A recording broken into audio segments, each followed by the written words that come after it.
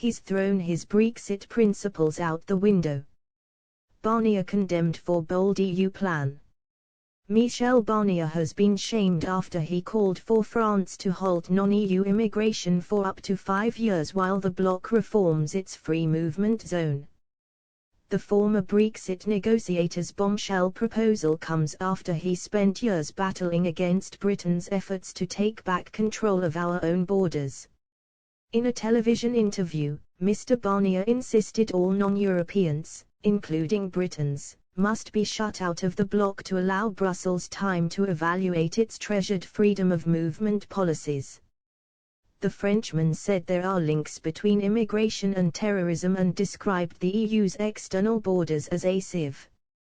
The 70-year-old, who is preparing to challenge Emmanuel Macron in next year's presidential election, warned voters are angry about the number of new arrivals on the continent.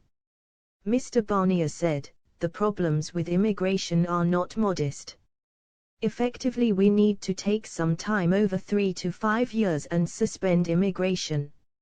He added, "We need to examine all the procedures, we have to discuss suspension with our neighbors, we have to apply controls on borders, we need to be more rigorous."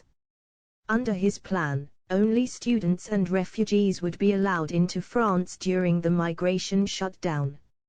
It is far more draconian than the emergency brake on migration agreed by former PM David Cameron during his bungled renegotiation of our EU membership.